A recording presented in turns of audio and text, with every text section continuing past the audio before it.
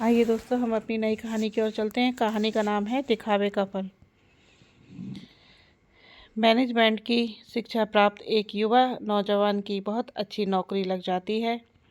उसे कंपनी की ओर से काम करने के लिए अलग से एक केबिन दे दिया जाता है। वह नौजवान जब पहले दिन ऑफिस जाता है और बैठकर अपने शानदार केबिन को निहार रहा था, तभी दरवाज़ा खटखटाने की आवाज़ आती है। दरवाजे पर एक साधारण सा व्यक्ति रहता है, पर उसे अंदर आने कहने के बजाय वह युवा व्यक्ति उसे आधा घंटा बाहर इंतजार करने के लिए कहता है।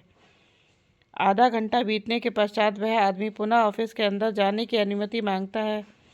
उसे अंदर देख युवक टेलीफोन से बात करना शुरू कर देता है। वह फ़ोन पर बहुत सारे पैसों की बातें करता है, अपने ऐशो आराम के बारे में कई प्रकार की डींगे हाँकने लगता है। सामने वाला व्यक्ति उसकी सारी बातें सुन रहा होता है, पर वो व्यक्ति फ़ोन पर बड़ी बड़ी डींग हाँकना जारी रखता है। जब उसकी बातें ख़त्म हो जाती हैं, तब जाकर वह उस साधारण व्यक्ति से पूछता है कि तुम यहाँ क्या करने आए हो।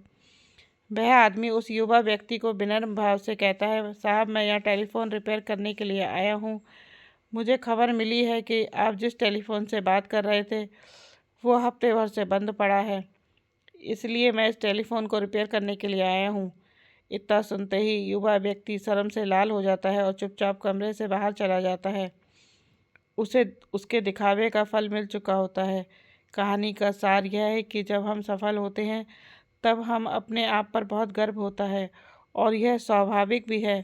गर्व करने से हमें स्वाभिमानी होने का एहसास होता है, लेकिन एक एक सी के बाद ये अहंकार का रूप भी ले लेता है और आप स्वाभिमानी से अभिमानी बन जाते हैं, और अभिमानी बनते ही आप दूसरों के सामने दिखावा करने लगते हैं।